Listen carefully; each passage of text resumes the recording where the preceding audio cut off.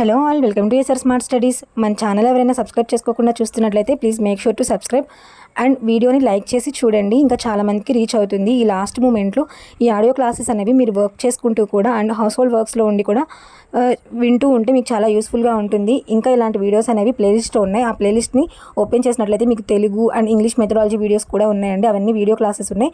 Economics క్లాసులు మాత్రమే ఆడియోలో ఉన్నాయి. ఒకసారి ప్లేలిస్ట్ ఓపెన్ చేసి చూడండి. ఇప్పుడైతే లెసన్ స్టార్ట్ చేస్తాను. 10th క్లాస్ లెసన్ ప్రజలు అనే లెసన్ చూస్తే, భారతదేశంలో శ్రామికులలో 92% మంది అవ్యవస్థీకృత రంగంలో ఉన్నారు. అవ్యవస్థీకృత రంగంలో ఎంతమంది ఉన్నారు అంటే 92%. ఇది ఇంతకుముందు వేరే లెసన్లో కూడా చెప్పుకోవడం జరిగింది. వ్యవస్థీకృత రంగంలో 8% మంది, 92% మంది అవ్యవస్థీకృత రంగంలో ఉన్నారు. 2005 నాటికి ఆసియా జనాభా ఎంత అంటే 33,90,000 2005 నాటికి ఆసియా జనాభా 3,90,05,414. అదే 2005 నాటికి యూరోప్ జనాభా ఎంత అంటే 7,28,389. 7,28,389 అనేది 728,389 728,389. ఇది ఒక ఫ్యాన్సీ నెంబర్ లాగా గుర్తుంచుకోండి. 728,389 అనేది యూరప్ పాపులేషన్ 2005 నాటికి. 2005 ఆసియాలో ఎంత అంటే 3,90,05,414. 2005 నాటికి ఉత్తర అమెరికా పాపులేషన్ ఎంత అంటే 33,06,06 అనేదేమో ఉత్తర అమెరికా జనాభా. ఇదంతా 2005 నాటికి ఒక్కొక్క ఖండంలో ఎంత పాపులేషన్ ఉంది. లాటిన్ అమెరికా మరియు కరేబియన్ దీవుల యొక్క పాపులేషన్ ఎంత అంటే 561346 అనేదేమో లాటిన్ అమెరికా మరియు కరేబియన్ దీవుల జనాభా. అదే 2005 నాటికి ఆఫ్రికాలో జనాభా ఎంత అంటే 905,936. ఇది ఆఫ్రికా పాపులేషన్. ఒకసారి చూస్తే ఏషియా పాపులేషన్ 2005కి 3,90,05,414. లేదు అంటే నెంబర్ చెప్పమంటే 390,5414. యూరప్ అయితే 728,389. ఉత్తర అమెరికా పాపులేషన్ అయితే 33,06,06. ఉత్తర అమెరికా 33,06,06. లాటిన్ అమెరికా మరియు కరేబియన్ దీవుల జనాభా 561,346. అదే ఆఫ్రికన్ జనాభా 905,936. ఇది పాపులేషన్ అన్నమాట 2005 నాటికి. దేశంలోని జనాభాకి సంబంధించిన సమాచారాన్ని భారతదేశ జనగణన అందిస్తుంది.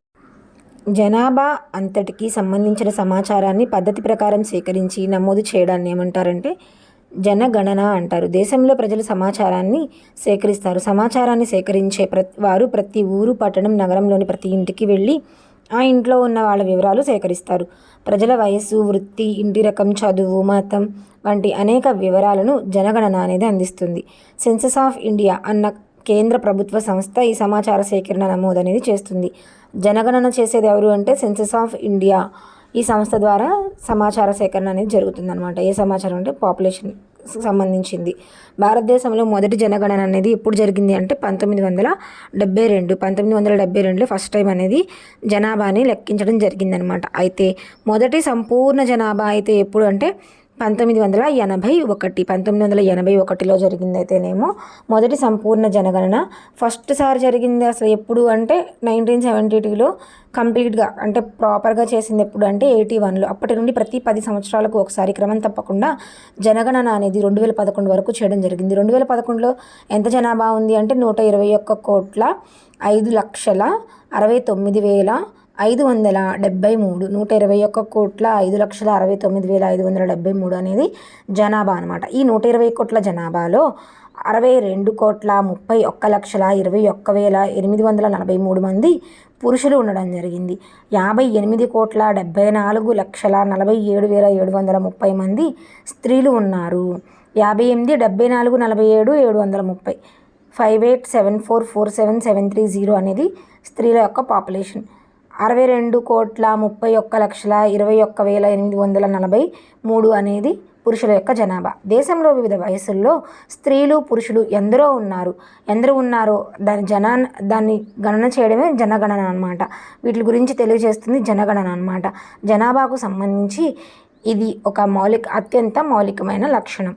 ఒకరి వయస్సు చాలా వరకు వాళ్లకు ఏం కావాలో, పని చేయగలిగిన సామర్థ్యం, ముద్రలపై ఆధారపడి ఉన్నారా లేదా వంటి వాటిని కూడా ప్రభావం చూపిస్తుందన్నమాట. పిల్లలు పనిచేసే వయస్సు గలవారు, వృద్ధులు అన్నవి వయసు యొక్క వర్గీకరణలు అనమాట. వయసును బట్టి వర్గీకరణ ఏంటి? పిల్లలు, పనిచేసే వయస్సు గలవారు, వృద్ధులు, ఇది వర్గీకరణ. జనాభా సామాజిక ఆర్థిక నిర్మాణాన్ని ఈ వర్గీకరణలో ఉన్న ప్రజల సంఖ్య శాతం ప్రధానంగా నిర్ణయిస్తాయి. జనాభా సామాజిక ఆర్థిక నిర్మాణాన్ని ఈ వర్గీకరణలో ఉన్న ప్రజల సంఖ్య శాతం అనేవి ప్రధానంగా నిర్ణయిస్తూ ఉంటాయి. ఒక దేశ జనాభాను ప్రధానంగా ఎన్ని రకాలుగా వర్గీకరించవచ్చు అంటే 3 విభాగాలుగా చేయవచ్చు. ఎట్లా అంటే పిల్లలు అంటే ఎవరు? 15 సంవత్సరాల లోపు వాళ్ళంతా పిల్లలుగానే గుర్తిస్తారు. పిల్లల సంరక్షణను కుటుంబం చేపడుతుంది. అందరిలాగానే వాళ్ళకి అవసరమైనటువంటి ఆహారం, బట్టలు, విద్య, వైద్యం, సదుపాయం, ఎదుగుదల ఇలాంటి అవకాశాలన్నీ కల్పించాలి. అయితే పిల్లలు తమ అవసరాల కోసం సొంత ఆదాయాన్ని కలిగి ఉండరు కదా. సో ఆర్థిక పరిస్థితుల కారణంగా కొంతమంది పిల్లలు పని చేయాలి అని అనుకోవడం అనేది కరెక్ట్ కాదనమాట. పనిచేసే వయసు అనేది ఎక్కడి నుండి అంటే 15 నుండి 59 సంవత్సరాల మధ్యలో పనిచేసే వయసుగా గుర్తించవచ్చు. సాధారణంగా సమాజంలో పనిచేసే జనాభా వాళ్ళు ఏ ఏజ్ మధ్యలో ఉంటారంటే 15 నుండి 59 సంవత్సరాల మధ్యలో వాళ్ళు అనమాట. పునరుత్పత్తి వయసులో కూడా ఉంటారనమాట. పునరుత్పత్తి వయసులో ఉండేది కూడా ఆల్మోస్ట్ ఈ ఏజే అనమాట. ఈ బృందంలోని వాళ్ళు గౌరవప్రదమైన ఆదాయము, ఉద్యోగ భద్రతని కోరుకుంటూ ఉంటారు. పిల్లలు, వృద్ధులు చాలా సందర్భాలలో ఈ పని చేసే వయసు వారిపై ఆధారపడి ఉంటారు. వృద్ధులంటే ఎవరంటే 59+ ఏజ్ ఉన్న వాళ్ళు వృద్ధులు అనమాట. ఉద్యోగులకు లేదా వ్యవస్థీకృత రంగంలో పనిచేసే వాళ్లకు పదవీ విరమణ తర్వాత పెన్షన్ సౌకర్యం అనేది ఉండవచ్చు. అధిక సంఖ్యలో ఉన్న వ్యవసాయ కూలీలు, ఇళ్లల్లో పనిచేసే వాళ్ళు, భవన నిర్మాణ కార్మికులు వంటి వాళ్ళు చేయగలిగినంత వరకు పనిచేస్తూనే ఉంటారు. వృద్ధాప్యంలో మద్దతు కోసం ఈ వయసు వాళ్ళు తమ కుటుంబాలపై ఆధారపడుతూ ఉంటారు. ఇతర వయసు వారి కంటే వీరి వైద్య ఖర్చులు చాలా ఎక్కువగా ఉండే అవకాశం ఉంటుంది. జనాభాలో ప్రతి 1000 మంది పురుషులకు ఎంతమంది స్త్రీలు ఉన్నారో తెలియజేసేదే లింగ నిష్పత్తి. ఒక సమాజంలో ఒక నిర్ణీత కాలంలో స్త్రీ పురుషుల మధ్య సమానత్వం ఎంత ఉందో తెలుసుకోవడానికి ఉపయోగపడే ముఖ్యమైన సూచిక కూడా ఈ లింగ నిష్పత్తి అనమాట. లింగ నిష్పత్తి ఏంటి అంటే 1000 మంది పురుషులకు ఎంతమంది స్త్రీలు ఉన్నారో తెలియజేస్తుంది అనమాట. అంతేకాకుండా స్త్రీ పురుషుల మధ్య సమానత్వం ఎంత ఉంది అని కూడా ఆ సమాజం గురించి తెలియజేస్తుంది. భారతదేశంలో పురుషుల కంటే ఎప్పుడూ స్త్రీల సంఖ్య తక్కువగానే ఉంటుంది. ఈ స్త్రీ పురుష నిష్పత్తి లేదా లింగ నిష్పత్తి ఆందోళన కలిగించే విషయం. ఎందుకంటే ఇది స్త్రీల పట్ల ఉన్న వివక్షతను వెల్లడి చేస్తూనే ఉంటుంది. మహిళలకు ప్రత్యేకించి మహిళలకు విద్యాభివృద్ధిలో సమాన అవకాశాలు లభించడం లేదు.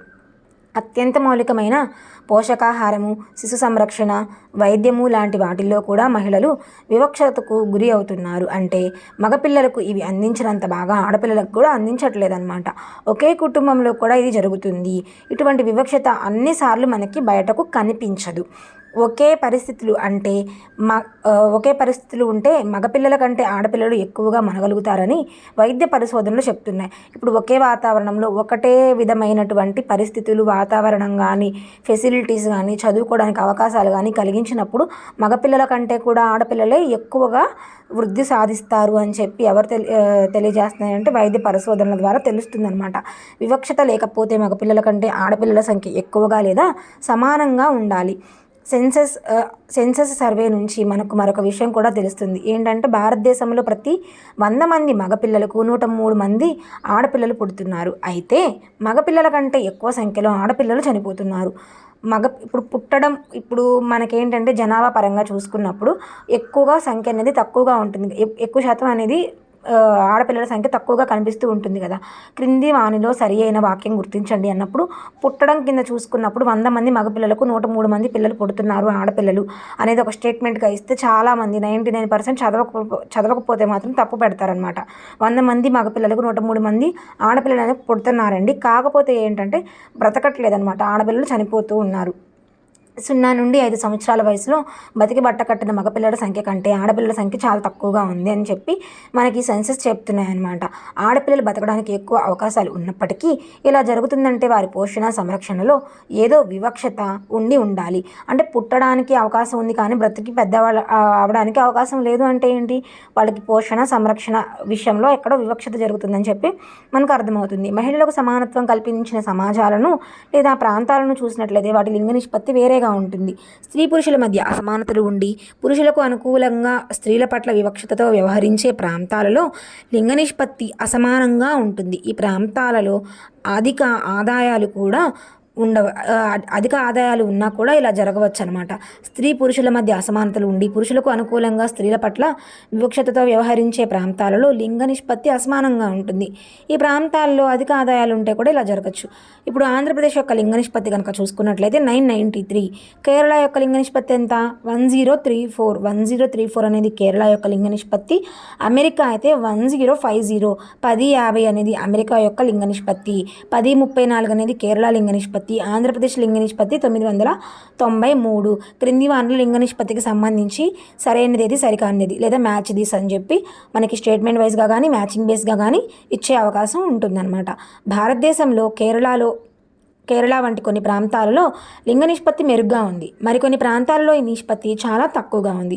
ఆడపిల్ల కంటే మగపిల్లవాడు పుట్టాలని కోరుకునే లింగ వివక్షత భారతదేశంలో ఇప్పట్లో పోయే సూచనలు కనిపించట్లేదు. మగపిల్లలకు ఎక్కువ ప్రాధాన్యత ఇవ్వడం వలన మగపిల్లల్లో కంటే ఆడపిల్లల్లో మరణాల శాతం ఎక్కువగా ఉంటుంది.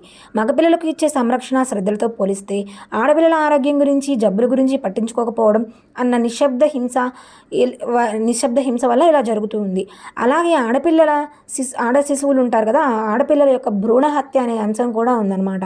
మగపిల్లవాడు కావాలనుకొని గర్భంలోనే ఉన్న ఆడపిల్ల అని తెలిస్తే గర్భంలో ఉన్నది ఆ పిండాన్ని చంపేస్తారు కదా, వాటిని భ్రూణ హత్యలు అంటారు. సో ఆడపిల్ల అని తెలిస్తే భ్రూణ హత్యలు కూడా పాల్పడుతున్నారు. అనేక కుటుంబాలు ఆడపిల్లను భారంగా భావిస్తాయి. వైద్య విషయంలో ఉన్న ఈ వివక్షత పెద్దదైన తర్వాత కూడా కొనసాగుతుంది. అందుకే పురుషులలో కంటే స్త్రీలలో మరణాల శాతం ఎక్కువగా ఉందని అధ్యయనాలు తెలియజేస్తున్నాయి. మహిళల పట్ల వివక్షతను తగ్గించడానికి బలమైన శక్తిగా మహిళల చదువు ఉపయోగపడుతుంది. మహిళల పట్ల వివక్షను తగ్గించడానికి బలమైన శక్తి ఏది?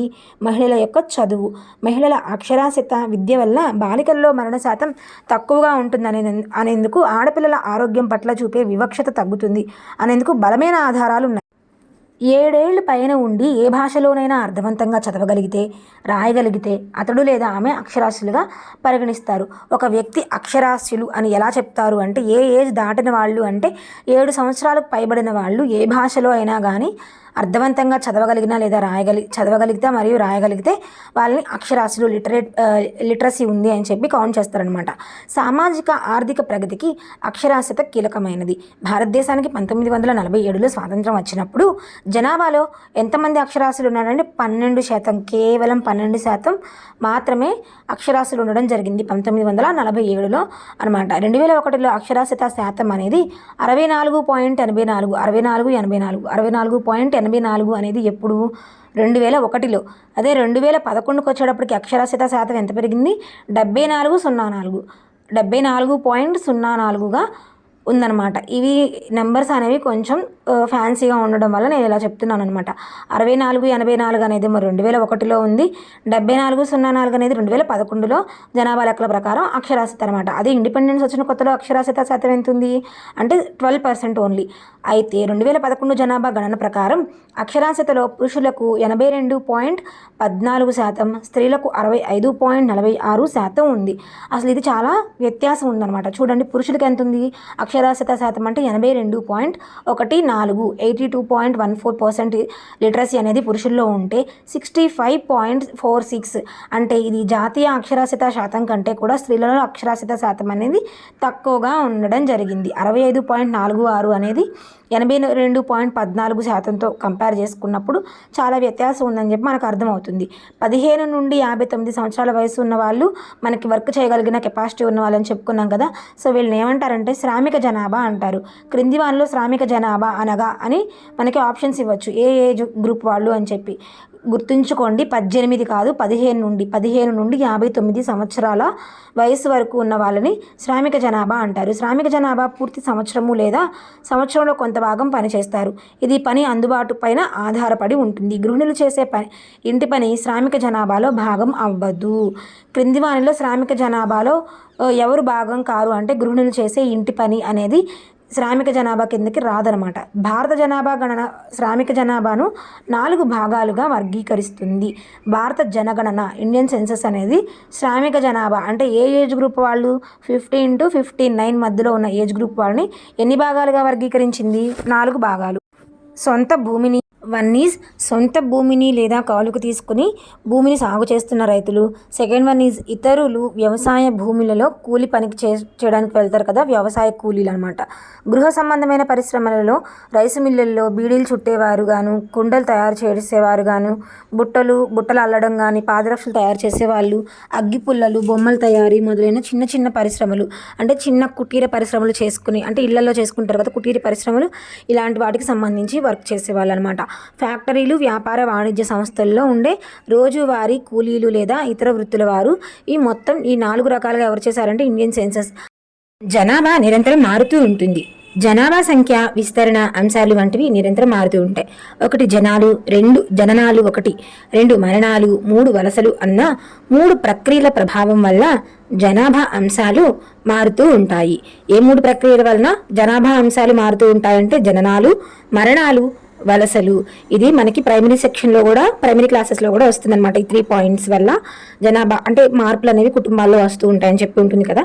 ఒక దేశంలో లేదా ప్రాంతంలో ఒక నిర్దిష్ట కాలంలో ఫర్ ఎగ్జాంపుల్ 10 సంవత్సరాల్లో ప్రజలలో సంఖ్యలో మార్పుని జనాభాలో మార్పు అంటారు. మనకి 10 సంవత్సరాలకు ఒకసారి జనగణన అనేది జరుగుతుంది కదా, అంటే 10 సంవత్సరాలలో ప్రజల యొక్క సంఖ్యలలో వచ్చినటువంటి జనాభాలో వచ్చినటువంటి మార్పు అనమాట. దీన్ని జనాభాలో మార్పు అని అంటాము. జనాభాలో మార్పుని అంకెల్లో, శాతాల్లోనూ వ్యక్తపరచవచ్చు అనమాట. ప్రతి దశాబ్దానికి చేరిన అదనపు మనుషుల సంఖ్య జనాభా అనేది పెరుగుదలను సూచిస్తుంది. 2001 జనాభా నుండి 1991 జనాభాని తీసివేస్తే వచ్చిన మార్పే ఈ జనాభాలో మార్పు అనమాట. తీసివేయగా వచ్చిన సంఖ్య ధనాత్మకమైతే పెరిగిందని, రుణాత్మకం అయితే తగ్గింది అని చెప్పి అంటూ ఉంటాం. జనాభా మార్పు తరువాతి కాలం నాటి జనాభా, ముందు కాలం నాటి జనాభా, తరువాతి కాలం నాటి జనాభా మైనస్ ముందు కాలం నాటి జనాభా. అంటే తర్వాత కాలం అంటే ఇప్పుడు ఏంటి 2011కి జనాభా మార్పు ఎలా ఉంది అంటే 2011 జనాభాని 2001 జనాభా లెక్కల్లో నుండి 2011 జనాభా లెక్కల్లో నుండి 2001 జనాభా లెక్కల్ని తీసివేస్తే వచ్చేది జనాభా మార్పు. అదే 2001కి కావాలి అంటే 2001లో నుండి 1991 జనాభా అనేది తీసివేస్తే వస్తుందన్నమాట. 2011 జనాభా లెక్కల ప్రకారం రైతులు పనిచేసే వారి శాతం 25%. రైతులు పనిచేసే వారి శాతం ఎంత అంటే 25%. వ్యవసాయ కూలీలు 30%. పరిశ్రమలలో పనిచేసే కార్మికులు 4. పరిశ్రమ అనేది 4 అక్షరాల పదం, 4%. పరిశ్రమ అంటే 4 అక్షరాలు, 4%. వ్యవసాయ కూలీలు 30%. రైతులు పనిచేసే వారి శాతం ఏంటి అంటే 25%. ఇతర పనులు చేసేవారు 41% మంది ఉండడం జరిగింది. ఒక ప్రాంత జనాభాలో ఉదాహరణకు ఒక సంవత్సర కాలంలో మరణాల కంటే జననాలు ఎక్కువగా ఉంటే జనాభా పెరుగుతుంటుంది. ఒక ప్రాంతంలో జనాభాలో మార్పు ఈక్వల్ టు జననాల సంఖ్య ప్లస్ ప్రాంతంలోకి వలస వచ్చిన వాళ్ళ సంఖ్య కలిపి దానిలో నుండి మరణాల సంఖ్య ప్లస్ ప్రాంతం నుండి బయటకు వెళ్ళిన వాళ్ళ సంఖ్య అంటే వలస వెళ్ళిన వాళ్ళ సంఖ్య తీసివేస్తే వస్తుందన్నమాట. ఏంటి జననాల సంఖ్య ప్లస్ ఒక ప్రాంతం నుండి వలస వచ్చిన వాళ్ళ సంఖ్య కలిపిన తర్వాత దానిలో నుండి మరణాల సంఖ్య ప్లస్ ప్రాంతం నుండి బయటకు వెళ్ళిన వాళ్ళు అంటే వలస వెళ్ళిపోయిన వాళ్ళ సంఖ్య తీసివేయగా వచ్చేది ఒక ప్రాంతంలో వచ్చిన జనాభా మార్పు అనమాట. ఒక సంవత్సరంలో 1000 మందికి జనాభాకి ఎంతమంది సజీవ పిల్లలు పుట్టారో అది జననాల రేటు. 1000 మంది జనాభాకి ఎంతమంది సజీవులైన పిల్లలు పుట్టారో అదే జననాల రేటు అనమాట. 1992లో భారతదేశంలో జననాల రేటు ఎంత ఉందంటే 29. అంటే 1000 మందికి ఎంతమంది 29 మంది సజీవంగా పుట్టారనమాట. ఆ సంవత్సరంలో దేశంలో దాదాపుగా ప్రతి 1000 మంది జనాభాకి 29 జననాలు ఉన్నాయని చెప్పి అర్థం చేసుకోవచ్చు. మరణాల రేటు అంటే ఏంటి? ఒక సంవత్సరంలో 1000 మందికి చనిపోయిన వాళ్ళ సంఖ్య. 1992 సంవత్సరం నాటికి జనాభాలో ప్రతి 1000 మందికి 10 మంది చనిపోయారు. అంటే వీటిని బట్టి ఆ సంవత్సరంలో 1000 మందికి అదనంగా 19 మంది చేరారు అని అర్థం. ఈ సంఖ్యను శాతంగా చెప్పాలి అంటే అది 1.9%గా చెప్పవచ్చు అనమాట. ఇప్పుడు వీటిని బట్టి మనం ఏం చెప్తున్నాము, మరణాల రేటు, జననాల రేటు కూడా మనం చెప్పవచ్చు అనమాట. 1000 మందికి చనిపోయిన వాళ్ళ సంఖ్యను చెప్తే మరణాల రేటు, 1000 మందికి సజీవంగా పుట్టిన పిల్లల సంఖ్య చెప్తే జననాల రేటు చెప్పవచ్చు. 92 అంటే 1992లో జననాల రేటు ఎంత? 92/29. 92ని రివర్స్ చేస్తే 29, అది జనన రేట్ అనమాట. అయితే మరణ రేటు అంటే 1992లో ఎంత ఉందంటే 10 మంది. వీటిని బట్టి సంవత్సరంలో ఎంత అంటే 1992లో 1000 మందికి 19 మంది అదనంగా వచ్చి చేరారనమాట. 29 మందికి 10 మంది చనిపోయారు. అంటే పెరిగిన జనాభా ఎంత ఉన్నారు అంటే 19 మంది మాత్రమే. అంటే పాపులేషన్ పెరిగింది ఎంత అంటే 1.9%. 1.9% పెరిగిందనమాట. జనాభా వృద్ధి శాతం చాలా ముఖ్యమైన అంశము. దీనిని సంవత్సరానికి శాతంలో లెక్కగడతారు. సంవత్సరానికి 2% వృద్ధి అంటే అంతకుముందు సంవత్సరంలో ఉన్న ప్రతి 1000 మందికి 2 చొప్పున జనాభా పెరిగింది అన్నమాట.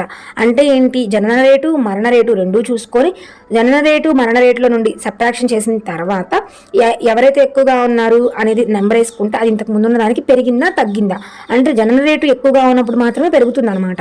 సో ఈ విధంగా అనేది మనం కౌంట్ చేస్తూ ఉంటాం. సంవత్సరానికి 2% వృద్ధి అంటే ఏంటి, అంతకుముందు సంవత్సరంలో ఉన్న ప్రతి 100 మందికి 2 చొప్పున జనాభా పెరిగిందని చెప్తాము శాతంలో చెప్తే. ఇది చక్రవడ్డీ లాగా ఉంటుంది. దీన్ని వార్షిక వృద్ధి శాతం అని అంటారు. దీన్ని ఏమంటారంటే వార్షిక వృద్ధి శాతం అంటారు. భారతదేశంలో జనాభా స్థిరంగా పెరుగుతూనే ఉంది, అంటే కంటిన్యూగా పెరుగుతూ ఉంది. మరణాల శాతం గణనీయంగా తగ్గింది, కానీ ఇటీవల కాలం దాకా జననాల శాతం అనేది అంతగా తగ్గలేదు. మరణాల శాతం అనేది తగ్గింది, జననాల శాతం అనేది తగ్గల. సో దానివల్ల అనేది పాపులేషన్ అనేది కంట్రోల్ అవ్వలేదు అనమాట, విపరీతంగా పెరుగుతూ వచ్చింది. 1990 నుండి ప్రత్యేకించి భారతదేశం స్వాతంత్రం వచ్చిన తర్వాత కరువు సహాయము, ఆహార ధాన్యాల తరలింపు, చౌక ధరల దుకాణాలు, ప్రజాస్వామ్యంలో ప్రజలు చురుగ్గా పాల్గొనడం వంటి వాటి వల్ల కరువుల ప్రభావం అనేది తగ్గిపోయింది. అదేవిధంగా కలరా, ప్లేగు, కొంతవరకు మలేరియా వంటి అంటురోగాలు అనేవి నియంత్రించగలిగారు. అనేక రోగాలకు కలుషితమైన నీరు, ఇరుకు ఇళ్లల్లో ఉండడం, పారిశుద్ధ్య లోపం వంటివి ప్రధాన కారణాలు. అనేకమైన రోగాలకి కలుషితమైన నీరు, ఇరుకుళ్లలో ఉండేటువంటి పారిశుద్ధ్య లోపాలు ఇవి ప్రధానంగా కారణాలుగా మనకు కనిపిస్తూ ఉంటాయి. ఈ రోగాలను ఎదుర్కోవాలంటే మెరుగైన పారిశుద్ధ్యమైన నీళ్లు, పోషకాహారం అందించాలని అందరం గుర్తించాలన్నమాట. వైద్య రంగంలో పురోగమనం వలన, ప్రత్యేకించి టీకాలు, యాంటీబయోటిక్స్ వల్ల మెరుగైన ఆరోగ్యం సాధ్యమైంది. అయితే 1900తో పోలిస్తే మరణాల శాతం అనేది గణనీయంగా తగ్గిందని చెప్పుకోవచ్చు.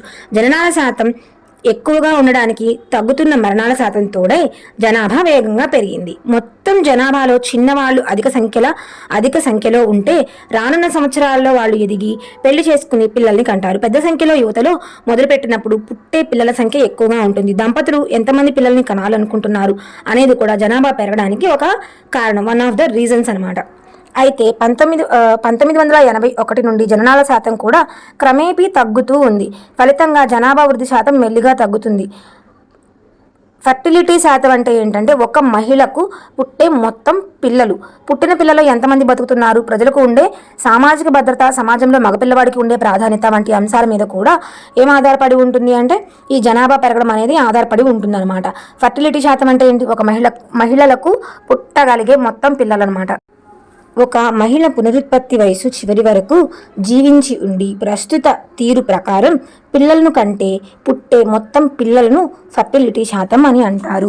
ఒక మహిళ పునరుత్పత్తి వయసు చివరి వరకు జీవించి ఉండి ప్రస్తుత తీరు ప్రకారం పిల్లలను కంటే పుట్టే మొత్తం పిల్లల్ని ఏమంటారంటే ఫర్టిలిటీ శాతం అంటారు. ఇది తగ్గితే దంపతులు తక్కువ మంది పిల్లల్ని కావాలనుకుంటున్నారని మనం అనుకోవచ్చు అనమాట.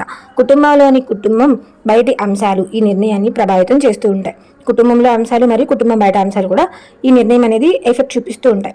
భారతదేశంలో 1960లో ఫెర్టిలిటీ శాతం 5.6 కంటే ఎక్కువగా ఉండేది. అంటే ప్రతి మహిళ సగటున 5-6 పిల్లలకు జన్మనిస్తూ ఉండేది. భారతదేశంలో 1960 ఆ కాలంలో ఫర్టిలిటీ ఎంత ఉంది అంటే 5.6. అంటే ఒక మహిళ 5-6 పిల్లల్ని యావరేజ్గా కనేదనమాట. భద్రత, పిల్లలకు ఉన్న అవకాశాలు, సామాజిక ఒత్తిడి వంటి వాటిని బట్టి ఎంతమంది పిల్లల్ని కనాలో కుటుంబం నిర్ణయించుకుంటుంది. ఈ దృక్పథంలో కొంత మార్పు అనేది వస్తుంది. భారతదేశ ప్రస్తుత ఫర్టిలిటీ ఎంత అంటే 2.7. ఇది ఆంధ్రప్రదేశ్లో ఎంత ఉందంటే 1.7 అనమాట. 1.9. 2.7 అనేది Indian fertility percentage. Andhra Pradesh percentage ఎంత అంటే 1.9 అనమాట. జనాభా పెరుగుదలలో మూడవ అంశం ఏంటి అంటే వలసలు. ప్రజలు తమ ప్రాంతాలు దాటి వెళ్ళడాన్ని ఏమంటారు? వలస అంటారు. వలస అంతర్గతంగానూ ఉండవచ్చు, అంతర్జాతీయంగానూ ఉండవచ్చు. అంతర్గత వలసల వల్ల దేశ జనాభాలో మార్పు ఉండదు. ఎందుకంటే one state one region to ఇంకో రీజియన్ వెళ్తూ ఉంటారు. కానీ దేశంలోని దాని విస్తరణ ప్రభావితం అనేది చూపిస్తుంది. జనాభా తీరు విస్తరణలను వలస బాగా ప్రభావితం చేస్తుంది. జనాభా పెరుగుదల గురించి కొంతమంది ఆందోళనతో మాట్లాడడం మనం తరచూ వింటూనే ఉంటాం. ఇది సాధారణంగా ఎవరు చేస్తారంటే అక్షరాస్యులే చేస్తూ ఉంటారు. జనాభా ఎక్కువ అవడం వల్ల ఇతరులు ప్రయోజనం పొందలేకపోతున్నారని అక్షరాస్యులు అంటారు. అయితే తనకున్న వనరులు, వృద్ధాప్యంలో తమకు భద్రత వంటి అనేక అంశాలు ఆధారంగా కుటుంబాలు ఎంతమంది పిల్లలు కావాలి అనేది నిర్ణయించుకుంటూ ఉంటారు. ఎక్కువ మంది పిల్లలు ఉన్న అనేక కుటుంబాలు మిగిలిన వాటికన్నా పేదరికంలో ఉంటాయి. అంతగా ఆస్తులు ఉండవు. వృద్ధాప్యంలో భద్రతకు తమ పిల్లల మీద ఆధారపడి ఉంటాయి. జనాభా విస్తరణను జనసాంద్రత బాగా తెలియజేస్తుంది. జనసాంద్రత తెలియజేసేది ఏంటి అంటే జనాభా విస్తరణ. జనాభా విస్తరణను తెలియజేసేది ఏంటి అంటే జనసాంద్రత. ఒక నిర్దిష్ట వైశాల్యంలో ఉండే ప్రజల సంఖ్యనే జనసాంద్రత అంటారనమాట. ఒక నిర్దిష్ట వైశాల్యంలో ఉండే ప్రజల సంఖ్య ఆధారంగా జనసాంద్రతను లెక్కిస్తారు. ప్రపంచంలో అత్యధిక జనసాంద్రత ఉన్న దేశాలలో మన భారతదేశం కూడా ఒకటి. అయితే 2011లో భారతదేశం యొక్క జనసాంద్రత ఎంత ఉంది అంటే 1 కిలోమీటర్కి 382. అంటే ఒక చదరపు కిలోమీటర్లో ఎంతమంది ఉంటున్నారంటే 382 మంది సుమారుగా ఉంటున్నట్టు అనమాట. ఇది ఎప్పటి ప్రకారం? 2011 జనాభా లెక్కల ప్రకారం. ఇది బీహార్లో ఎక్కువగా ఉంది, అరుణాచల్ ప్రదేశ్లో తక్కువగా ఉంది. జనసాంద్రతలో టాప్లో ఉన్న స్టేట్ ఏది? Which is Bihar. And lowest ఉన్నది ఏది అంటే అరుణాచల్ ప్రదేశ్. అది 17 అనేది అరుణాచల్ ప్రదేశ్లో జనసాంద్రత. పాపులేషన్ డెన్సిటీ బీహార్లో 1106 అనేది బీహార్ యొక్క జనసాంద్రత. అస్సోం ద్వీపకల్ప ప్రాంతం అనేక రాష్ట్రాల్లో జనసాంద్రత ఒక మాదిరిగానే ఉందన్నమాట. అస్సాం మరియు ద్వీపకల్ప ప్రాంతంలో దాదాపుగా జనసాంద్రత ఒకే మాదిరిగా ఉంది. భూభాగము కొండలు, రాళ్లతో ఉండడం, ఒక మోస్తరు నుంచి తక్కువ వర్షపాతము, లోతు తక్కువ, అంతగా సారవంతం కాని నేలలు ఒక ప్రాంతంలోని జనసాంద్రతను ప్రభావితం చేస్తూ ఉంటాయి. ఉత్తర మైదానాలు, కేరళలో చదునైన మైదానాలు, సారవంతమైన నేలలు, అధిక వర్షపాతము ఫలితంగా అధిక నుంచి చాలా అధిక జనసాంద్రత అనేది ఉంటుందన్నమాట. జనసాంద్రతను అర్థం చేసుకోవడానికి మనం ఆ ప్రాంత చరిత్రను, భూభాగాన్ని, వాతావరణ పరిస్థితులను అర్థం చేసుకోవాలి. ఒక ప్రాంతంలో జనసాంద్రతను మనం అర్థం చేసుకోవాలంటే ఆ ప్రాంతం యొక్క వర్షపాతము, నేలలు, వాటితో పాటుగా మనకేమో అర్థం కావాలంటే వాతావరణ పరిస్థితులు, ఆ ప్రాంతం యొక్క చరిత్ర మరియు భూభాగం గురించి మనం అర్థం చేసుకోవాలన్నమాట. సారవంతమైన భూమి, సాగునీటి వసతి ఇంతకు ముందు కంటే ఎక్కువ జనాభాను పోషించగలిగినప్పటికీ వేరువేరు బృందాలపై, ప్రత్యేకించి చిన్న రైతులు, భూమి లేని కూలీలపై ఈ ప్రభావం వేరువేరుగా ఉంటుంది. ఆంధ్రప్రదేశ్లో అత్యధిక జనసాంద్రత కలిగిన జిల్లాలు ఏంటి అంటే కృష్ణా జిల్లా, తర్వాత పశ్చిమ గోదావరి జిల్లా అనమాట. ఆంధ్రప్రదేశ్లో అత్యధిక జనసాంద్రత కలిగిన జిల్లా ఏంటి? కృష్ణా జిల్లా. దాని తర్వాత ఏంటి అంటే పశ్చిమ గోదావరి. జిల్లాల పరంగా జనసాంద్రత కనుక చూసినట్లయితే శ్రీకాకుళంలో 462, విజయనగరం 358, విశాఖపట్నం 384, తూర్పుగోదావరి జిల్లా అనేది 477, పశ్చిమ గోదావరి 508, కృష్ణా 519, గుంటూరు 429, ప్రకాశం 192, నెల్లూరు 227, కడప 188, చిత్తూరు 275, కర్నూలు 229 జనసాంద్రత అనేవి కలిగి ఉన్నాయన్నమాట. ఫస్ట్ జనసాంద్రత ఎక్కువ ఎక్కడ ఉంది అంటే కృష్ణా జిల్లా. సెకండ్ పొజిషన్ అనేది ఏంటి అంటే పశ్చిమ గోదావరి జిల్లా. మొట్టమొదటిగా కృష్ణా జిల్లా, రెండవ స్థానంలో పశ్చిమ గోదావరి జిల్లా ఉండడం జరిగింది. తక్కువ జనసాంద్రత కలిగిన ప్లేస్ ఏంటి అంటే ఏ జిల్లా అని చూసినట్లయితే కడప. కడపలో తక్కువ జనసాంద్రత ఉంది, 188.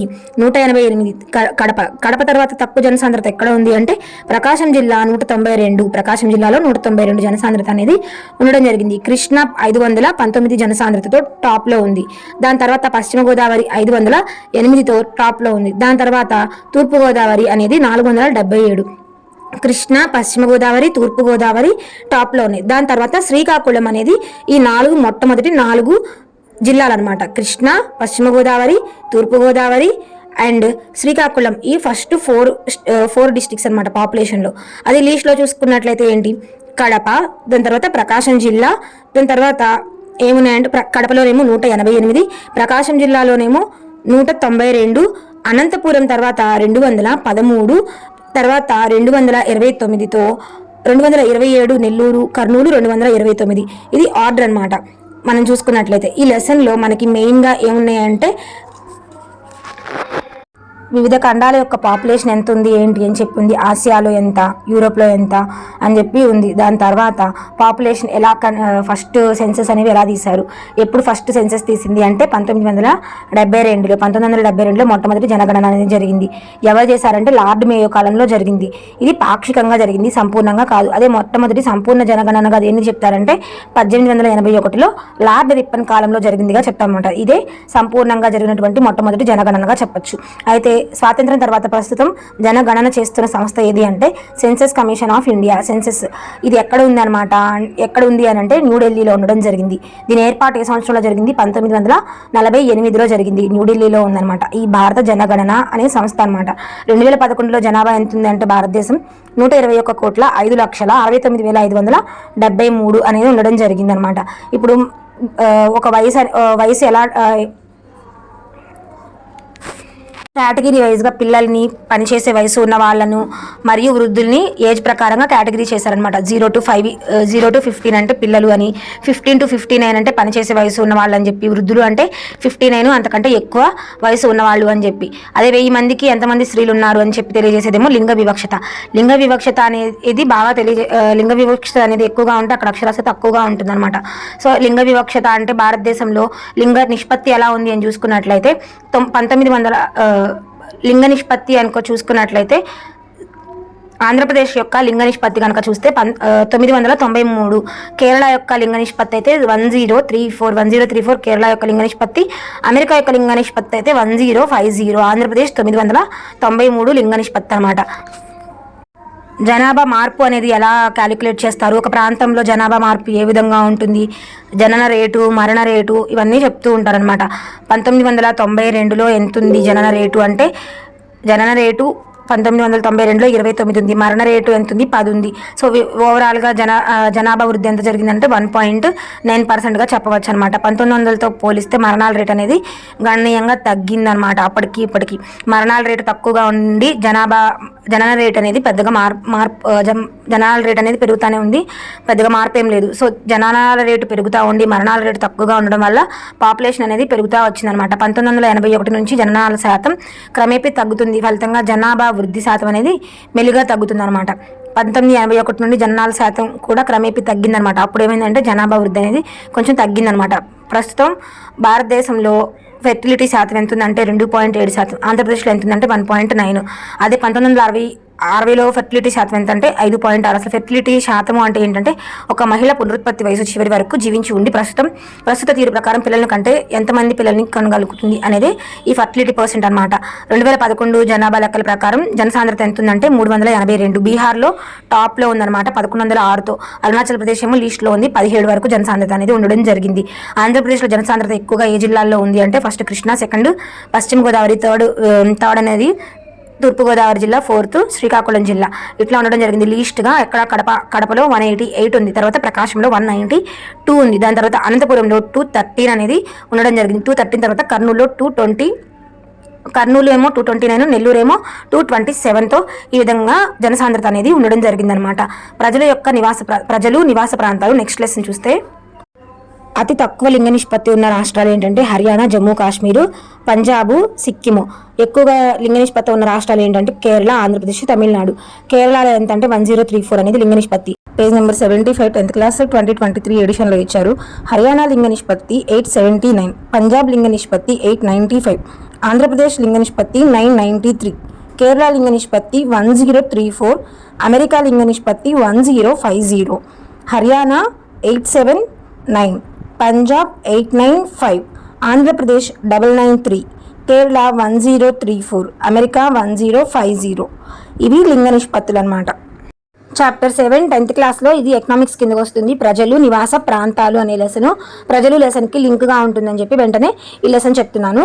ప్రజలు నివాస ప్రాంతాలు లెసన్. అసలు నివాస ప్రాంతం అంటే ఏంటి అంటే ఒక ప్రదేశంలో మన నివాస స్థలాన్ని మన జీవితాలను ఏర్పరచుకునే పద్ధతిని నివాస ప్రాంతం అంటారు. ఇది మనం నివసించే పనిచేసే భౌగోళిక ప్రదేశం. నివాస ప్రాంతంలో విద్య, మతపర, వాణిజ్యం వంటి విభిన్న కార్యకలాపాలు అనేవి జరుగుతూ ఉంటాయి. ఈ లెసన్లో మనకి కొన్ని ఇమేజెస్ అనేవి ఇవ్వడం జరిగింది. ఆ ఇమేజెస్ గురించి కొంచెం మ్యాటర్ కూడా ఇచ్చారు. అదేంటో చూస్తే 25,000 జనాభాకి ఉద్దేశించిన సిమ్లాపట్నంలో ఇప్పుడు 2 లక్షల మంది ఉంటున్నారు. సిమ్లాపట్నం ఎంతమందికి సరిపోతుందంటే 25,000 మందికి. అయితే అక్కడ ఎంతమంది ఇప్పుడు ఉంటున్నారు అంటే 2 లక్షల మంది ఉంటున్నారు. హిమాలయాల్లో కొండ చర్యలు విరిగి పడిపోవడం వలన పడిపోయాయి. హిమాలయాల్లో కొండ చర్యలు విరిగి పడిపోయాయి. హిమాలయాలు లడఖ్లోని నుమ్రాలోయలో ఒక గ్రామము. మంచుకొండ కరగడంతో ఏర్పడిన వాగు పక్కన ఈ నివాస ప్రాంతం అనేది ఉందన్నమాట. ఈ వాగు వేసవిలో ప్రవహిస్తుంది. ఈ కాలంలోనే వ్యవసాయం సాధ్యమవుతుంది. ఈ ప్రాంతంలో వర్షం అసలు పడదు. కొండలన్నీ చెట్లు లేకుండా బోడుగా ఉంటాయి అని చెప్పి మనకి కొన్ని ఇమేజెస్ అనేవి ఇవ్వడం జరిగింది. ఆ ప్రాంతంలో ఏంటంటే వేసవిలో మాత్రమే వ్యవసాయం అనేది జరగడానికి అవకాశం ఉంటుందన్నమాట. హిమాలయాలు లడఖ్లో నుమ్రాలోయలో ఉన్న ఒక గ్రామంలో అనమాట. నుమ్రాలోయలో ఉన్నటువంటి గ్రామాలలో వ్యవసాయం ఏ కాలంలో సాధ్యపడుతుంది అంటే వేసవి కాలంలో అనమాట. ఇప్పుడు తొలి మానవులు ఏ విధంగా ఉండేవాళ్ళు, నివాస ప్రాంతాలు ఎలా ఏర్పడ్డాయి కనుక చూస్తే తొలి మానవులు ఎలా ఉండేవాళ్ళు, వేట సేకరణ ద్వారా ఆహారం సమకూర్చుకునేవాళ్ళు. అందుకని వాళ్ళు సేకరించుకోవడం వేటగాళ్ళుగా ఉండేవాళ్ళు కాబట్టి వాళ్ళని సేకరించే వాళ్ళని వేటగాళ్ళు అని చెప్పి అనేవాళ్ళు అనమాట. అయితే తొలి మానవులు సంచార జీవులుగా ఉండేవాళ్ళు.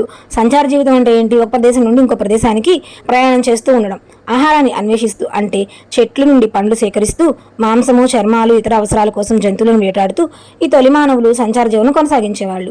తొలి మానవులు మొదట రాళ్లతో తయారు చేసిన పరికరాలను ఉపయోగించడం మొదలుపెట్టారు.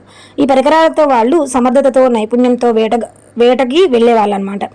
ఆది మానవులు సుమారుగా 2 లక్షల సంవత్సరాల పాటు సేకరణ వేటగాళ్ళు గుంపులుగా జీవించసాగారు. అప్పుడు వాళ్ళు వ్యవసాయం చేసేవాళ్ళు కాదనమాట. వాళ్ళు గుంపులుగా నివసిస్తూ ఉండేవాళ్ళు.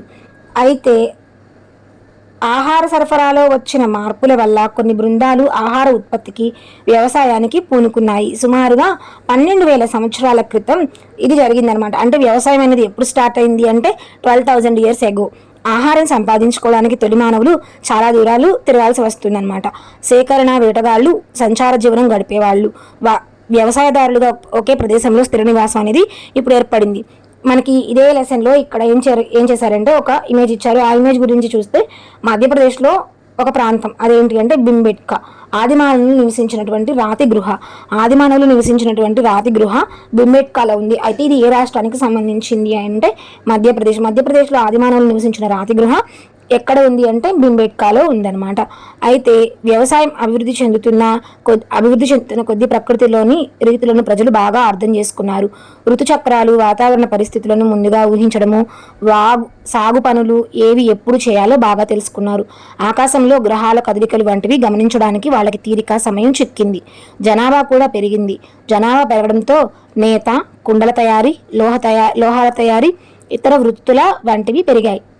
జనాభా పెరగడంతో ఏమేమి స్టార్ట్ చేశారంటే నేత, కుండల తయారీ, లోహాల తయారీ, ఇతర వృత్తులు వంటివి పెరుగుతూ వచ్చాయన్నమాట. ఉత్పత్తి చేసే వస్తువుల రకాలు సంఖ్య పెరగడం వల్ల వర్తకం కూడా బాగా పెరిగింది. వృత్తి పని వాళ్ళు పట్టణ ప్రాంతాల్లో స్థిరపడడాన్ని పాలకులు ప్రోత్సహించడం జరిగింది. పట్టణ నివాస ప్రాంతాలు అంటే వ్యవసాయం చేయని ప్రజలు ఉండే ప్రాంతాలు విస్తరించసాగాయన్నమాట. నివాస ప్రాంతాలు పెద్దవిగా అవడంతో అవి మరింత సంక్లిష్టంగా మారాయి అన్నమాట. ఆహార ఉత్పత్తి ఒక్కటే కాకుండా ఇతర ఎన్నో పనులు కూడా పుట్టుకు వచ్చాయి. ప్రతి నివాస ప్రాంతంలో ప్రజలు కొన్ని నైపుణ్యాలలో ప్రత్యేకతను ప్రదర్శించేవాళ్ళు. అమ్మడం కోసం అనేక సరుకుల ఉత్పత్తి మొదలైంది. వీటిని వర్తకులు దూర ప్రాంతాలకు తీసుకుని వెళ్ళేవాళ్ళు. అసలు నివాస ప్రాంతాలు ఎందుకు మారుతూ ఉంటాయి అంటే అనేక కారణాల వల్ల నివాస ప్రాంతాలు అనేవి మారుతూ ఉంటాయి. భారతదేశానికి పరిపాలించడానికి అనేక రాజ్యాలు ఢిల్లీ కేంద్రంగా ఉందని మనం చెప్పవచ్చు. భారతదేశానికి స్వాతంత్రం వచ్చిన తర్వాత కూడా అది దేశ రాజధానిగా కొనసాగుతూ వచ్చింది. అయితే ఇప్పుడు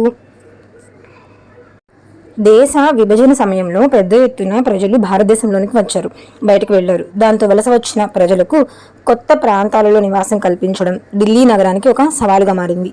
దశాబ్దాలుగా గడుస్తున్న క్రమంలో ఉద్యోగాలు, ఉపాధి వెతుక్కుంటూ దేశం అన్ని ప్రాంతాల నుండి పెద్ద సంఖ్యలో ప్రజలు ఢిల్లీకి వలస రాసాగారు. పార్లమెంట్, కేంద్ర ప్రభుత్వ కార్యాలయాలు ఉండడం వల్ల అన్ని రాష్ట్రాల ప్రజలు ఢిల్లీలో నివసిస్తున్నారనమాట. ఈరోజు ఢిల్లీ రెండవ అతి పెద్ద నగరంగా ఉందన్నమాట. ఢిల్లీ అనేది చాలా పెద్ద నగరంగా ఉంది. ఢిల్లీలో 1,60,00,000 మంది నివసిస్తున్నారు. ఢిల్లీలో ఎంతమంది నివసిస్తున్నారు అంటే 1,60,00,000 మంది నివసిస్తున్నారు అనమాట. ఢిల్లీ అనేది రెండవ అతిపెద్ద నగరం. ఢిల్లీలో జనాభా 1,60,00,000, 1,50,00,000 కన్నా ఇంకో 10 లక్షలు ఎక్స్ట్రా ఉన్నారు అని గుర్తుంటే మనకి నెంబర్ ఈజీగా గుర్తుంటుంది.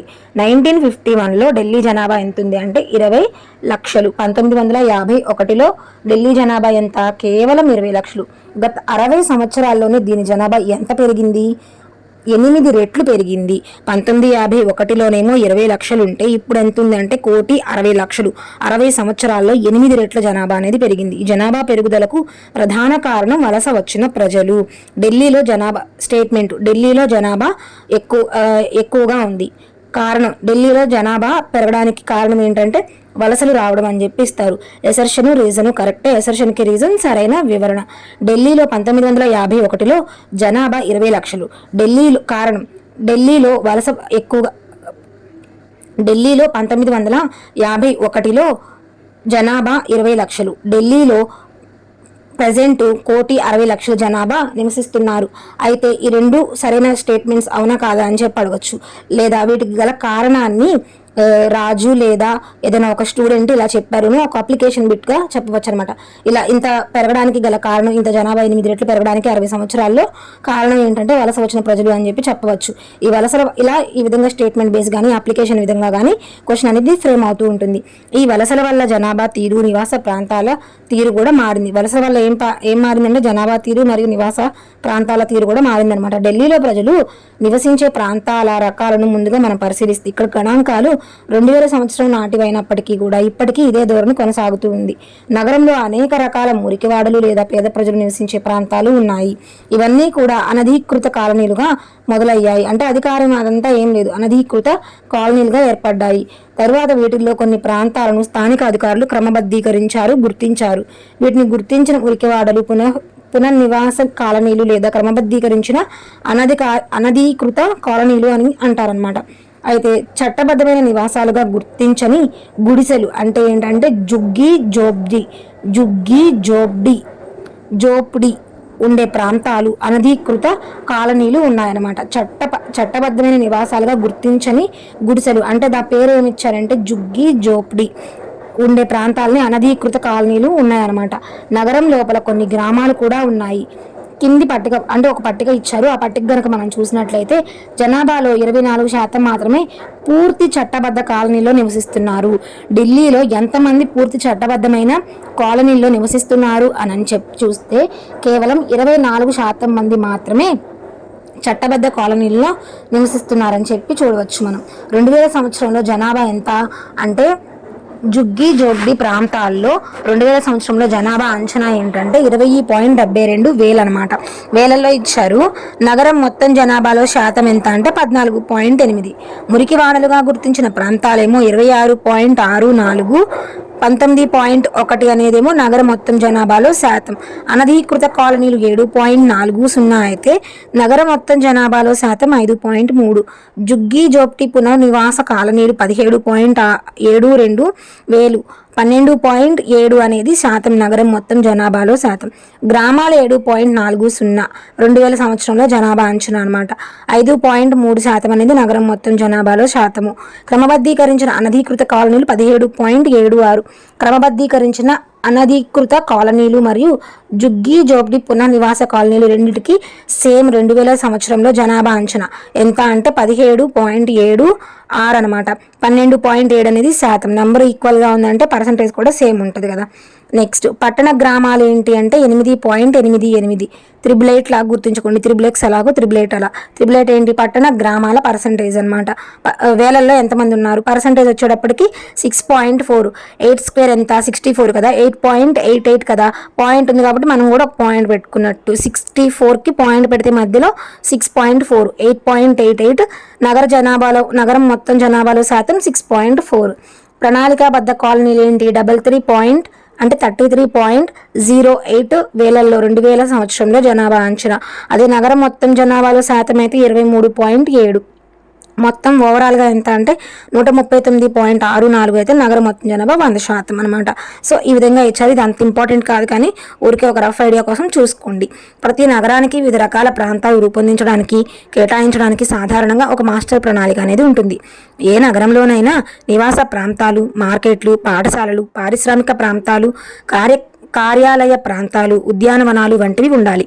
దీని ఆధారంగా ఎలాంటి రోడ్లు ఉండాలి, ఎంత విద్యుత్ లేదా నీళ్లు అవసరమవుతాయి, వ్యర్థ పదార్థాలు ఏ విధంగా తొలగించాలి, పారిశుద్ధ్య పరిస్థితులు ఎలా కల్పించాలి వంటి అంశాలను ప్రణాళికలు తయారు చేసేవాళ్ళు నిర్ణయిస్తారు.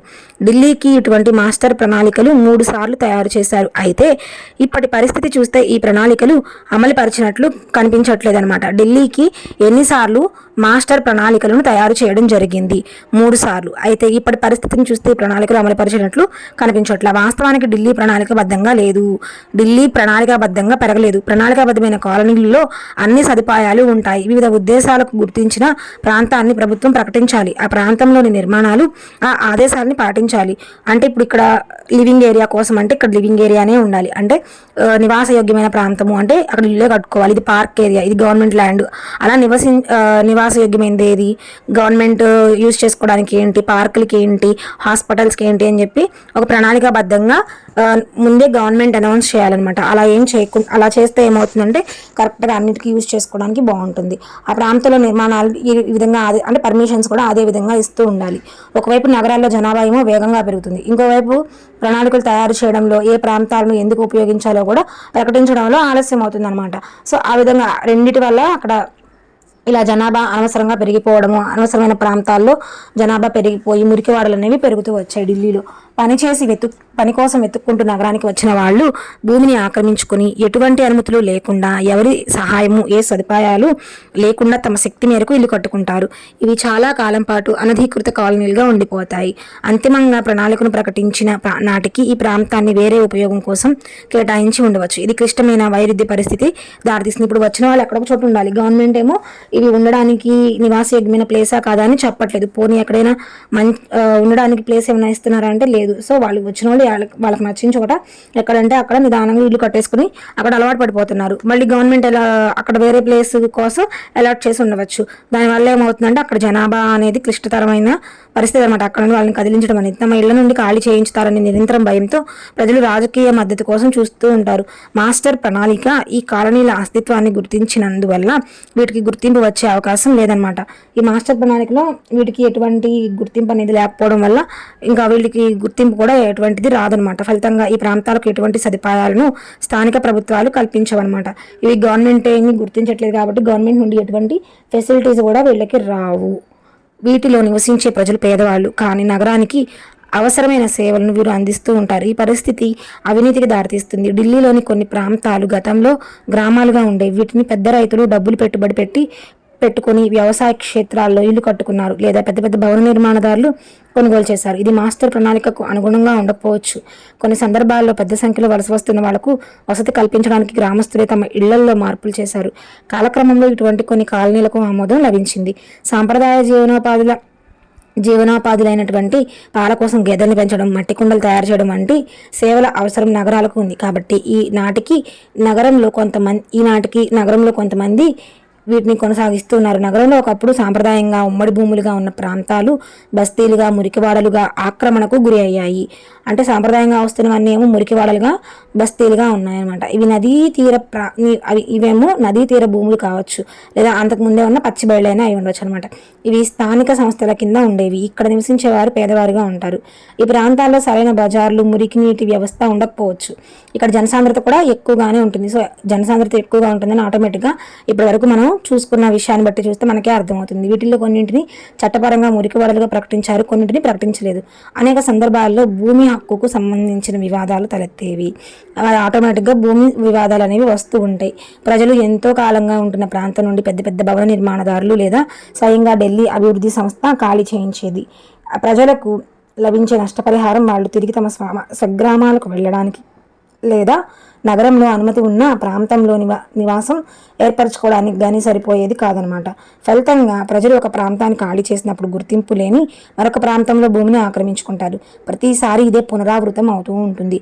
ఎటువంటి ప్రదేశాలు నివాస ప్రాంతాలుగా మారాయి అనేది తెలుసుకోవడానికి మనం 3 మౌలిక విషయాల్ని పరిశీలించాలి. అసలు ఆ 3 ఏంటంటే, ఒక ప్రదేశము, పరిస్థితి, ఆ ప్రదేశం యొక్క చరిత్ర. ఏమేంటి? ప్రదేశము, పరిస్థితి, ఆ దేశం యొక్క చరిత్ర. ఈ 3 మౌలిక విషయాన్ని కనుక పరిశీలించినట్లయితే అవి నివాసాలుగా ఎలా మారాయి, నివాస ప్రాంతాలుగా ఎటువంటి ప్రదేశాలు నివాస ప్రాంతాలుగా మారాయి అనేది మనకు అర్థమవుతుంది. ప్రదేశం ఒక ప్రాంత లక్షణాలను తెలియజేస్తుంది. మెట్ట పల్లాలు, సముద్రానికి ఎంత ఎత్తులో ఉంది, నీటి అంశాలు, నేల రకాలు, భద్రత, ప్రకృతి శక్తుల నుంచి రక్షణ వంటివి అన్నమాట. ప్రాచీన కాలంలో నీటి సరఫరా బాగా ఉన్న ప్రదేశాలను, దండెత్తి వచ్చి శత్రువుల నుండి రక్షణ ఇచ్చే ప్రాంతాలను నివాసానికి ఎంపిక చేసేవాళ్ళు. ఛత్రపతి శివాజీ మహారాష్ట్రలోని ప్రతాప్గఢ్ వద్ద కోటను కట్టాడు. ఈ ప్రదేశం చాలా ఎత్తులో ఉండి చుట్టుపక్కల అన్ని ప్రాంతాలు కనిపిస్తాయి కాబట్టి దీన్ని ఎంపిక చేశారు. ఛత్రపతి శివాజీ ఎక్కడ కోట నిర్మించాడు అంటే ప్రతాప్గఢ్ వద్ద. స్టేట్మెంట్: ఛత్రపతి శివాజీ కోట ప్రతాప్గఢ్ వద్ద నిర్మించాడు. కారణం: ఎత్తులో ఉండి చుట్టుపక్కల అన్ని ప్రాంతాలు కనిపించడం వలన అక్కడ కట్టడం జరిగింది. కనిపిస్తాయి. స్టేట్మెంట్ కరెక్టే, రీజన్ కరెక్టే. స్టేట్మెంట్, రీజన్కి సరైన వివరణ. ఈ విధంగా క్వశ్చన్ అనేది ఫ్రేమ్ అవుతుంది. దీనివల్ల ఈ కోటకు సైనికపరంగా భద్రత ఉంది. ప్రాంతాలు ఒంటరిగా ఉండవు. ఏదో ఒక విధంగా వాటికి ఇతర ప్రదేశాలతో సంబంధం అనేది ఉంటుంది. పరిస్థితి ఇతర ప్రదేశాల్లో ఉన్న సంబంధాలను తెలియజేస్తుంది. పరిస్థితి అంటే ఏం తెలియజేస్తుంది అనమాట? ఇతర ప్రాంతాలతో ఉన్న సంబంధాలను తెలియజేస్తూ ఉంటుంది. విశాఖపట్నం ఉంది. ఈ విశాఖపట్నం అనేది తీర ప్రాంతంలో ఉండి భారతదేశం లోపల బయట అనేక ప్రదేశాలతో ఆంధ్రప్రదేశ్ని కలుపుతూ ఉందన్నమాట. ఇప్పుడు ఈ విశాఖపట్నం అనేది ఏంటంటే భారతదేశానికి అంతర్జాతీయంగా కూడా, అంటే ఇతర దేశాలతో సంబంధాలు అనేవి ఈ సముద్ర మార్గం ద్వారా ఉంటుంది కదా. సో ఆంధ్రప్రదేశ్ని ఈ విశాఖపట్నం తీర ప్రాంతం ద్వారా భారతదేశం లోపల బయట అనేక ప్రదేశాలతో కలుపుతూ ఉంటుందన్నమాట. విశాఖపట్నానికి ఒక సుదీర్ఘమైన చరిత్ర ఉంది. వలస పాలకుల కంటే ముందు అనేక వంశాలు విశాఖపట్నాన్ని పరిపాలించాయి. 19వ శతాబ్దంలో విశాఖపట్నంపై ఆధిపత్యం కోసం ఎవరిద్దరూ యుద్ధం చేసుకున్నారు అంటే బ్రిటిష్ దేశము, ఫ్రెంచ్ దేశాలు నావికా యుద్ధానికి దిగాయి. విశాఖపట్నంపై 19వ శతాబ్దంలో ఆధిపత్యం కోసం క్రింది దేశాలు నావికా యుద్ధానికి దిగాయంటే బ్రిటిషు మరియు ఫ్రెంచ్. రేవులు నిర్మించే అవకాశం ఉండడం వల్ల వలస పాలకులు తీర ప్రాంత ప్రదేశాలకు ఎంతో ప్రాముఖ్యతను ఇచ్చారు. రేవుల ద్వారా కొల్లగొట్టిన ముడి సరుకులను వలస పాలకులు తమ దేశాలకు తరలించారు. ఈ విధంగా ముంబై, చెన్నై వంటి నగరాలను వలస పాలకులు భారతదేశ సహజ వనరులను కొల్లగొట్టడానికి మరింత అభివృద్ధి చేశారన్నమాట. భారతదేశ సహజ వనరులు కొల్లగొట్టడానికి అభివృద్ధి చేసిన పట్టణాలు ఏంటి అంటే ముంబై, చెన్నై వంటివి. విశాఖపట్నం కోసం పోరాటం కూడా ఈ కారణాల వల్లనే జరిగిందనమాట. విశాఖపట్నం బ్రిటిష్ వాళ్ళ హస్తగతమైన తర్వాత అది నిరంతరం పెరుగుతూ ఉండి దాని సరిహద్దులు కూడా మారుతూ వచ్చాయి. శతాబ్ద కాలంలో విశాఖపట్నంలో జనాభా గణనీయంగా పెరిగింది. రేవు పట్టణంగా విశాఖపట్నం ఈ జనాభా పెరుగుదల ఆర్థిక, సామాజిక అవకాశాలు పెరగడానికి కూడా సూచిస్తుంది. పెద్ద పెద్ద రేవు పట్టణాలకు మాత్రమే ఈ ప్రదేశాలతో సంబంధాలు ఉంటాయనుకోకూడదు. అన్ని ప్రదేశాలకు ఇతర ప్రదేశాలతో సంబంధాలు ఉంటాయి.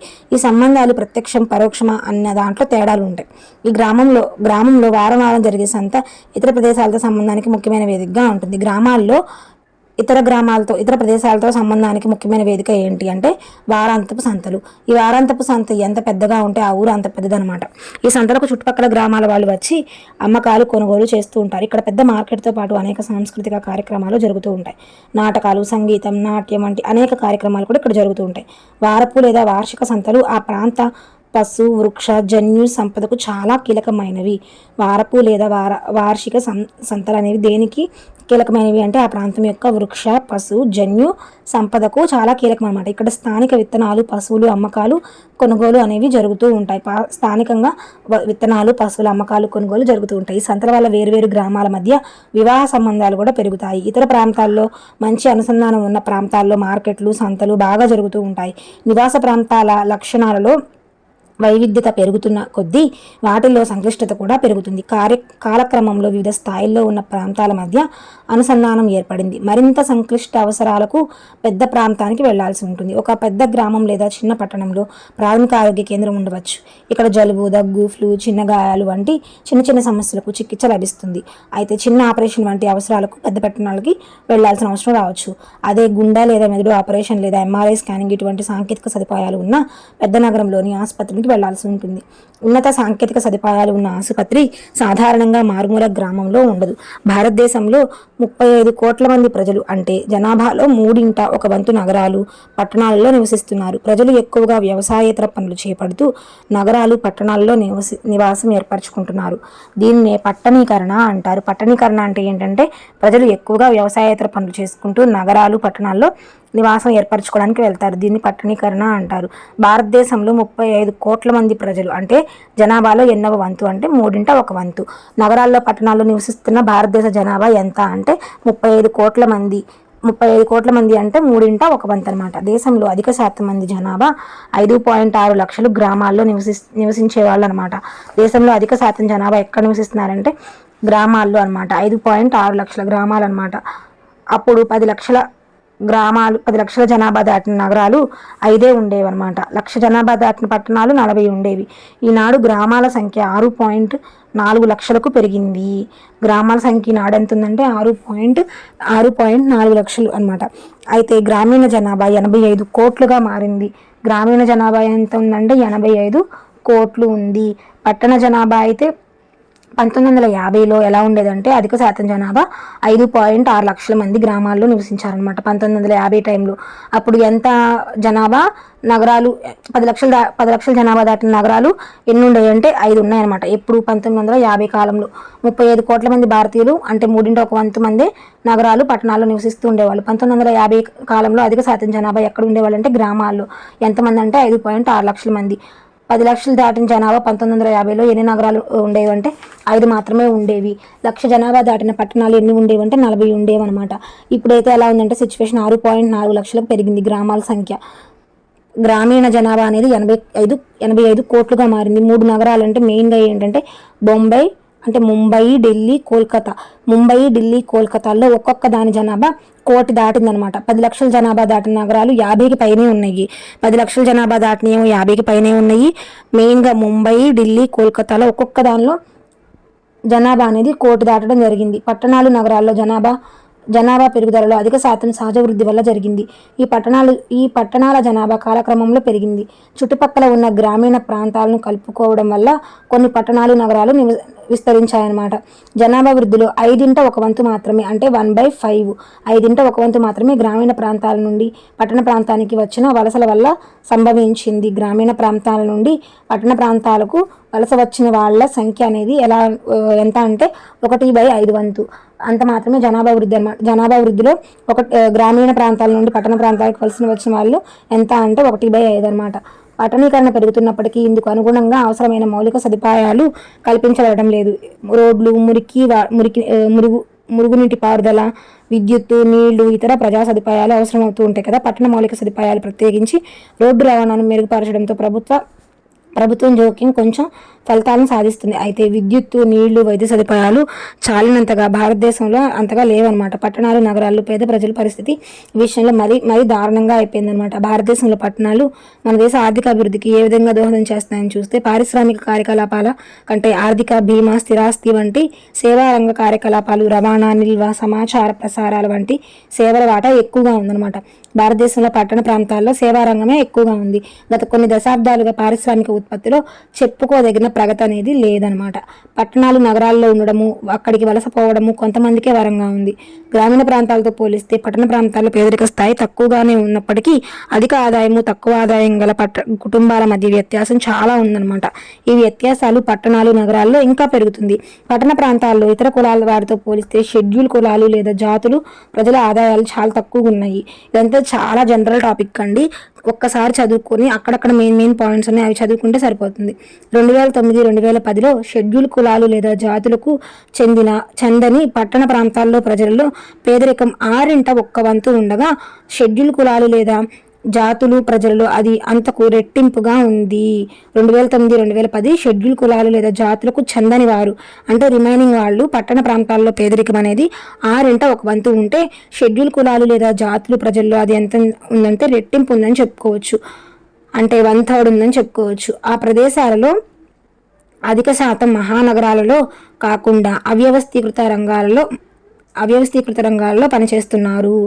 ఈ పేదల్లో అధిక శాతం మంది మహానగరాల్లో అవ్యవస్థీకృత రంగంలో పనిచేస్తున్నారనమాట. భారతదేశ జనాభా గణన కొన్ని ప్రామాణికాల ఆధారంగా నివాస ప్రాంతాలను వర్గీకరిస్తుంది. జనాభా గణన శాఖ వివిధ నివాస ప్రాంతాలకు ఇచ్చిన నిర్వచనాలు అనేవి మనం చూస్తే ఏ విధంగా ఉన్నాయనేది చూడొచ్చు. మహానగరం యొక్క ప్రాంతం, నివాస ప్రాంతం యొక్క రకము, ఉపయోగించిన ప్రామాణికాలు, ఉదాహరణలు చూస్తే మహానగరాలు కోటి జనాభాకు మించి ఉన్న నగరాలేమో మహానగరాలు అంటే మెగా సిటీస్. ఉదాహరణ ఏంటంటే బాంబే, కలకత్తా అండ్ ఢిల్లీ. బొంబాయిలో ఎంత పాపులేషన్ అంటే 1.84 crores, ఢిల్లీలో 1.63 కోట్లు, కోల్కతాలో ఎంత అంటే 1.41 crore అనమాట. ఇవన్నీ మహానగరాలు. మెట్రోపాలిటన్ నగరాలు లేదా 10 లక్షలు జనాభా దాటిన నగరాలు అవేంటి అంటే 10 లక్షల నుండి కోటి మధ్యలో ఉండే జనాభా అనమాట. చెన్నై, బెంగళూరు, చెన్నై, హైదరాబాద్, అహ్మదాబాద్. చెన్నై, అహ్మదాబాద్ అండ్ హైదరాబాద్ ఈ మూడు 10 లక్షల నుండి కోటి జనాభా మధ్యలో ఉన్నవన్నమాట. 86 lakhs చెన్నైలో, హైదరాబాద్లో 78 lakhs, అహ్మదాబాద్లో 62 lakhs. అహ్మదాబాద్ 62, హైదరాబాద్ 78 అండ్ చెన్నై 86. ఇది పాపులేషన్ అనమాట. క్లాస్ 1 నగరాలు అంటే 1,00,000 నుండి 10 లక్షల మధ్యలో ఉండే పట్టణాలు. క్లాస్ 1 అంటే 1,00,000 నుండి 10 లక్షల మధ్యలో ఉంటాయి అన్నమాట. పట్టణాలు 5,000 నుంచి 1,00,000 మధ్యలో ఉన్న జనాభా ఉంటే వాటిని పట్టణ ప్రాంతాలు అంటారు. 5,000 నుండి 1,00,000 మధ్యలో ఉండే ఏవైనా కానీ పట్టణాల కింద వస్తాయి. రెవెన్యూ గ్రామాలంటే నిర్దిష్ట సరిహద్దు ఉంటే దాన్ని ఒక రెవెన్యూ గ్రామం అంటారు. ఆవాస ప్రాంతం అంటే హ్యామ్లెట్. రెవెన్యూ గ్రామం లోపల కొన్ని ఇళ్ల సముదాయాన్ని ఆవాస ప్రాంతం అంటారు. ఇవన్నీ రకాలు. మిగతా వాటికేమో టెక్స్ట్ బుక్ మీ టీచర్ సహాయంతో తెలుసుకోండి అని చెప్పి ఇచ్చారనమాట. ఇవి మెయిన్గా ఉపయోగించిన ప్రామాణికాలు మరియు ఎగ్జాంపుల్స్. నెక్స్ట్, భారతదేశం ఆర్థికంగా అభివృద్ధి చెందిన దేశాల పందాను అనుసరించి భవిష్యత్తులో అధిక శాతం జనాభా పట్టణాల్లో ఉండవచ్చు. భారతదేశంలో సహా అనేక దేశాల్లో కొత్త రకపు నివాస ప్రాంతాలు ఏర్పడుతున్నాయి. ఈ నివాస ప్రాంతాలు పెద్ద పెద్ద విమానాశ్రయాల చుట్టూ ఏర్పడుతున్నాయి. అందుకనే వీటిని విమానాశ్రయ నగరాలు లేదా ఏరోట్రోపోలిస్ అంటారు. వీటిని ఏమంటారంటే ఏరోట్రోపోలిస్ అని అంటూ ఉంటారనమాట. ఈ విమానాశ్రయం ఒక నగరంగా పనిచేస్తుంది. అనేక సదుపాయాలు విమానాశ్రయాల్లో కల్పించబడతాయి. ఇతర ప్రాంతాల నుండి ప్రజలు విమానాలలో వచ్చి తమకు అవసరమైన వాళ్ళతో అక్కడ వ్యవహారాలు పూర్తి చేసుకుని తిరిగి విమానాల్లో వెళ్ళిపోతారు. ట్రాఫిక్ వంటి సమస్యలు ఏమీ లేకుండా నగరంలోని సదుపాయాలన్నింటినీ పొందుతూ ఉంటారు. భారతదేశంలో రూపుదిద్దుకుంటున్న విమానాశ్రయాల నగరాలు ఎన్ని అంటే బెంగళూరు అంతర్జాతీయ విమానాశ్రయం, గాంధీ అంతర్జాతీయ విమానాశ్రయం ఢిల్లీలో ఉంది, గాంధీ అంతర్జాతీయ విమానాశ్రయం. బెంగళూరు అంతర్జాతీయ విమానాశ్రయం బెంగళూరులో ఉంది. రాజీవ్ గాంధీ ఇంటర్నేషనల్ ఎయిర్పోర్ట్ హైదరాబాద్లో ఉంది. రాజీవ్ గాంధీ ఇంటర్నేషనల్ ఎయిర్పోర్ట్ ఎక్కడుంది? హైదరాబాద్లో ఉంది. గాంధీ ఇంటర్నేషనల్ ఎయిర్పోర్ట్ ఎక్కడుంది అంటే ఢిల్లీలో ఉంది. ఇతర దేశాలలో ఏర్పడుతున్న విమానాశ్రయ నగరాలకు ఎగ్జాంపుల్స్ ఏంటంటే సువర్ణభూమి అంతర్జాతీయ విమానాశ్రయం. సువర్ణభూమి అంతర్జాతీయ విమానాశ్రయం ఎక్కడుందంటే బ్యాంకాక్. థాయిలాండ్లో దుబాయ్ అంతర్జాతీయ విమానాశ్రయం దుబాయ్. యుఏఈ కైరో అంతర్జాతీయ విమానాశ్రయము. ఈజిప్ట్ లండన్ హిత్రో విమానాశ్రయం.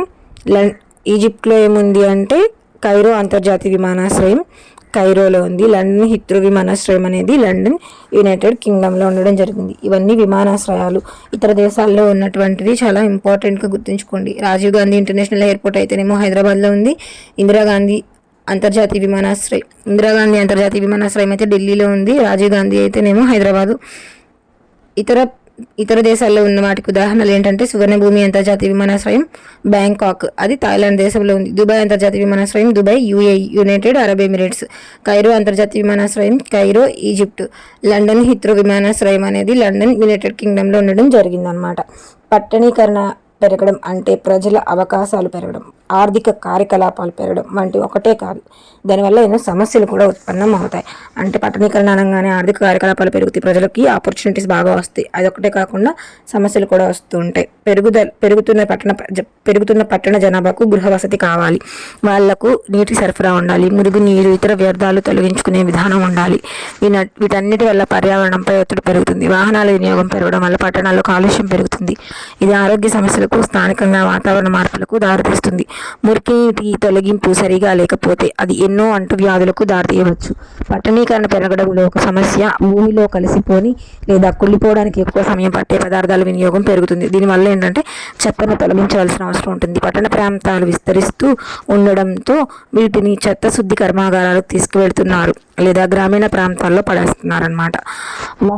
మహూదా గ్రామ ప్రజలు ఏ విషయం పట్ల ఆందోళన చెందుతున్నారు కనుక చూస్తే, తమ గ్రామం వద్ద చెత్త శుద్ధి కర్మాగారాన్ని ఏర్పాటు చేయడం వల్ల మహూదా గ్రామ ప్రజలు ఆందోళన చెందుతూ ఉన్నారనమాట. ఇక్కడ ఒక విషయం ఇచ్చారనమాట. ఏంటంటే ఘన వ్యర్థ పదార్థాల శుద్ధి కార్యక్రమాన్ని కొందరు వ్యతిరేకిస్తున్నారు. దీని గురించి ది హిందూ బరంపూర్ డిసెంబర్ 11, 2012లో ఒక స్టాఫ్ రిపోర్టర్లో చూడడం జరిగింది. బరంపురం నగరపాలిక సంస్థ BMC ప్రతిపాదించిన ఘన వ్యర్థ పదార్థ శుద్ధి కర్మాగారానికి మరొక అవాంతరం ఎదురైంది. ఏంటంటే తమ గ్రామం వద్ద చెత్త శుద్ధి కర్మాగారాన్ని ఏర్పాటు చేయడాన్ని ఈ మహూదా ప్రాంత గ్రామస్తులు అనే వాళ్ళు వ్యతిరేకించారనమాట. ఎందుకంటే మహూదా వద్ద ఈ చెత్త శుద్ధి కర్మాగారం ఏర్పాటు చేస్తే ఆ ప్రాంతంలో ఎంతమంది ప్రజలు, 30,000 మంది ప్రజలే కాకుండా 10,000 పశువులు కూడా ప్రభావితం అవుతాయని వీళ్ళు ఆందోళన చెందుతున్నారు. ఈ విషయంలో వాళ్ళు ప్రభుత్వ అధికారులకు ఒక వినతి పత్రాన్ని కూడా సమర్పించారు.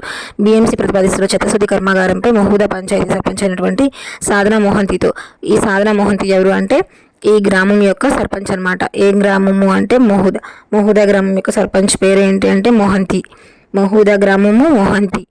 ఈమె ఈ మహూదా గ్రామ సర్పంచ్ ఎవరంటే మోహంతితో పాటుగా ఆ ప్రాంతంలో కొన్ని విద్యా సంస్థలు కూడా తమ ఆందోళనని వ్యక్తపరచడం జరిగింది. అంతకుముందు ఈ చెత్త శుద్ధి కర్మాగారం నగర శివారుల్లో చందానియా కొండ మీద ఉండేదన్నమాట. చందానియా కొండ మీద ఉన్న దీన్ని ఏ గ్రామంలో పెట్టాలనుకున్నారంటే మహూదా గ్రామంలో ఏర్పాటు చేయాలని ప్రతిపాదించారు. దీనికోసం ఎంత స్థలాన్ని కేటాయించారంటే 20 ఎకరాల స్థలాన్ని కేటాయించారు. సరిహద్దు కూడా బరంపురం నగరపాలిక సంస్థ ప్రకారం ఈ భూమి చుట్టూ 50 లక్షల రూపాయలు ఖర్చుతో ప్రహరీ గోడ అనేది కట్టారనమాట. దీనికి ఎంత ఖర్చు పెట్టారంటే 50 లక్షల రూపాయలు ఖర్చు పెట్టి ఒక ప్రహరీ గోడను కట్టారనమాట. ఇది దేనికి చుట్టూ? బరంపురం నగరపాలిక సంస్థకి. అయితే చందానియా కొండ ప్రాంతం అటవీ భూమి కిందకు వస్తుందని గుర్తించారు. ఈ భూమిని రెవెన్యూ శాఖకు బదిలీ చేసి తర్వాత బరంపురం నగరపాలిక సంస్థను బదిలీ చేస్తే తప్పించి చెత్త శుద్ధి కర్మాగారాన్ని నెలకొల్పడానికి వీల్లేదనమాట. దాంతో నగరం బయట ప్రతిపాదిత చెత్త శుద్ధి కర్మాగారం కోసం భూమి కోసం వెతికితే దీనికోసం మహూదా గ్రామం దగ్గర ఉన్న ఒక 30 ఎకరాల ప్రభుత్వ భూమి కనిపించిందనమాట. అయితే ఈ ప్రాంత రైతుల ప్రజలు మొదటి రోజు నుంచి ఈ ప్రతిపాదనని వ్యతిరేకిస్తూ వచ్చారు. 2009లో నిర్వహించిన ఒక సర్వే ప్రకారం ఏంటంటే బరంపురంలో ప్రతిరోజు 150 టన్నుల ఘన వ్యర్థ పదార్థాలు ఉత్పన్నం అవుతున్నాయి. ఈ బరంపూర్లో ఎంత చెత్త వస్తుందంటే 150 టన్నుల ఘన వ్యర్థాలు వస్తున్నాయి. ఇది ఎప్పుడు తెలుసుకున్న నిర్వహించిన సర్వే ప్రకారం అంటే 2009లో. గత 3 సంవత్సరాల్లో ఉత్పత్తి అవుతున్న చెత్త పెరిగి ఉండవచ్చని నగరపాలిక సంస్థ అధికారులు పేర్కొంటున్నారు. నగర ప్రజల జీవనశైలి మారుతూ ఉండడంతో ఘన వ్యర్థ పదార్థాలు కూడా తేడా వస్తుందన్నమాట. నగరంలో ఉత్పత్తి అవుతున్నటువంటి ఘన వ్యర్థాలను అంచనా వేయడానికి ఫిబ్రవరిలో ఒక సర్వే అనేది నిర్వహించారు. బరంపురం నగరపాలక సంస్థ ఏర్పాటు చేయనున్నటువంటి ఈ ఘన వ్యర్థ పదార్థ శుద్ధి కర్మాగారానికి అంతర్జాతీయ ద్రవ్య సంస్థ IMF సాంకేతిక విధానపరమైన మద్దతును అందిస్తుందన్నమాట. ఇక్కడ ఎవరు అందిస్తున్నారు దీనికి సపోర్ట్ అంటే అంతర్జాతీయ ద్రవ్య సంస్థ IFC సాంకేతిక మరియు విధానపర మద్దతుని ఎవరు అందిస్తున్నారు అంటే IFC అనేది ఇంటర్నేషనల్ ఫైనాన్షియల్ IFC అనేది దీనికి మద్దతును అనేది ఇవ్వడం జరిగింది. ముంబైలో మురికి పాడులు 1940 నాటి ఫోటో అనేది ఒకటి ఇవ్వడం జరిగింది. ఇంకా ఈ లెసన్ అనేది ఇంతటితో అయిపోయింది. ఏ దశకం నుండి ఏ దశకానికి జనాభా పెరుగుదల శాతంలో అత్యధికంగా ఉంది అంటే 1951 నుండి 61 దశకంలో విశాఖపట్నం జనాభా 95.5% అత్యధిక శాతంగా పెరిగిందనమాట. ఏ దశకం అంటే 1951 నుండి 61 దశకంలో. ఈ ఒక పట్టికలో ఉంది, ఇంకా ఇంపార్టెంట్ వరకు చెప్తున్నాను. 1991-2001 మధ్య 123% పెరిగినట్లుగా తప్పుగా ముద్రించారు. అయితే వాస్తవంగా ఇదేంటంటే 78.97% మాత్రమే అనమాట. టెక్స్ట్ బుక్లో సూచన 93వ పేజీలో పట్టికలో 1991-2001 మధ్య 123% పెరిగిందని తప్పుగా ముద్రించారు. వాస్తవంగా ఇది 78.97%. ఏ దశకం నుండి ఏ దశకానికి జనాభా పెరుగుదల శాతంలో అతి తక్కువగా ఉంది అంటే 1911 నుండి 21 మధ్య దశకానికి జనాభా పెరుగుదల 3% అంటే అతి తక్కువగా ఉంది. ఏ దశకంలో జనాభా పెరుగుదల అనేది తక్కువగా ఉంది అని అంటే 1911 నుండి 21 దశకంలో అనమాట. ఎక్కువగా ఎక్కడ ఉంది అంటే 51 నుండి 61 దశకంలో ఎక్కువగా ఉంది. ఎంత శాతం అంటే 95.5%. ఏ సర్వే ప్రకారము ఎప్పుడు సర్వే చేశారంటే 2009లో చేసిన సర్వే ప్రకారం బరంపురంలో వ్యర్థాలు రోజుకి ఎంత ఉంటున్నాయి అంటే 150 టన్నులుగా చెప్పవచ్చు అనమాట. ఇక్కడ బరంపురం యొక్క గ్రామం సర్పంచ్ అక్కడ నగర పట్టణం దగ్గరలో ఉన్న గ్రామం ఏంటంటే మహూదా గ్రామంలో దీన్ని ఏర్పాటు చేయాలనుకున్నారు. అక్కడ సర్పంచ్ పేరు ఏంటంటే మొహంతి. వీళ్ళకి ఇక్కడ సపోర్ట్ చేస్తుంది ఎవరు అంటే ఐఎఫ్సి. ఇక్కడ ఈ చెత్త శుద్ధి కర్మాగారాన్ని ఏర్పాటు చేయడానికి సపోర్ట్ చేసేది ఏంటంటే ఐఎఫ్సి అనమాట. బెంగళూరులో అంతర్జాతీయ విమానాశ్రయం ఉంది. ఇందిరాగాంధీ అంతర్జాతీయ విమానాశ్రయం ఢిల్లీలో ఉంది. రాజీవ్ గాంధీ అంతర్జాతీయ విమానాశ్రయం అనేది హైదరాబాద్లో ఉంది. లండన్ హిత్రో విమానాశ్రయం అనేది లండన్లో ఉంది. కైరో అంతర్జాతీయ విమానాశ్రయం అనేది ఈజిప్ట్ దేశంలో ఉంది. అండ్ సువర్ణభూమి అంతర్జాతీయ విమానాశ్రయం బ్యాంకాక్ థాయిలాండ్ దేశంలో ఉంది. కోటి జనాభాకు మించిన నగరాలను ఏమంటారు అంటే మహానగరాలు అంటారు. మహానగరాలు 3 ఉన్నాయి: ముంబై, ఢిల్లీ, కలకత్తా. ముంబైలో 1.84 కోట్ల జనాభా, ఢిల్లీలో 1.63 కోట్ల జనాభా, కోల్కతాలో 1.41 కోట్ల జనాభా. మెట్రోపాలిటన్ నగరాలు అంటే 10 లక్షల నుండి కోటి మధ్య జనాభా. అవి కూడా ఎన్ని ఉన్నాయంటే 3 ఉన్నాయి: చెన్నై, హైదరాబాదు, అహ్మదాబాదు. చెన్నై అంటే 86 లక్షలు, హైదరాబాద్ అయితే 78 లక్షలు, అహ్మదాబాద్ అయితేనేమో 62 లక్షలు. క్లాస్ 1 నగరాలు అంటే 1 లక్ష నుండి 10 లక్షల మధ్యలో ఉన్న జనాభా. పట్టణాలు అంటే 50,000 నుండి 1,00,000 మధ్యలో ఉన్న జనాభా. రెవెన్యూ గ్రామాలంటే నిర్దిష్ట సరిహద్దులు ఉన్నవన్నమాట. అయితే 2009-2010 షెడ్యూల్ కులాలు లేదా జాతులకు చెందిన వారు కాకుండా చెందని వాళ్ళల్లో ఎంతమంది అంటే 1/6 వంతు మంది పట్టణ ప్రాంతాల్లో పేదరికంలో ఉన్నారు. అదే షెడ్యూల్ కులాలు తెగల వాళ్ళైతేనేమో దీనిలో డబుల్ ఉన్నారనమాట. దీనిలో డబుల్ అంటే 1/6కి డబుల్ ఉండడం జరిగిందనమాట. భారతదేశంలో 35 కోట్ల మంది జనాభా అంటే 1/3 ఆఫ్ ద పాపులేషన్ ఎక్కడ ఉంటున్నారంటే పట్టణాల్లో నివసిస్తున్నారు. 1950లో అధిక శాతం జనాభా 5.6 లక్షల మంది గ్రామాల్లో ఉండేవాళ్ళు. అప్పుడు 10 లక్షలు దాటిన నగరాలు ఓవరాల్గా 5 మాత్రమే ఉండేవి. 1,00,000 జనాభా దాటినవైతే 40 మాత్రమే ఉండేవి. ఇప్పుడు గ్రామాల్లో 6.4 లక్షల సంఖ్య పెరిగింది. అయితే ఇక్కడ పాపులేషన్ ఎంత అంటే 85 కోట్లు. కేవలం 3 నగరాలు ముంబై, ఢిల్లీ, కలకత్తాల్లో మాత్రమే జనాభా కోటిని దాటి ఉందన్నమాట. అంటే ఏంటి? మహానగరాలు. ఇందాక చెప్పుకున్నాం కదా, అవి మహానగరాలు. వ్యవసాయం ఏమో 12,000 సంవత్సరాల కిందటే స్టార్ట్ అయింది. మధ్యప్రదేశ్లో ఎక్కడ రాతి గృహాలు ఉన్నాయంటే బింబేట్కాలో ఉండడం జరిగింది. ఇంకా సిమ్లా అనేది ఎంతమంది జనాభాకు ఉద్దేశించిందంటే 25,000 మంది. కానీ ఇప్పుడు అక్కడ 2 లక్షల మంది జనాభా ఉండడం జరిగింది. ఇప్పుడైతే నెక్స్ట్ లెసన్ ప్రజలు మరియు వలసలు చూద్దాం.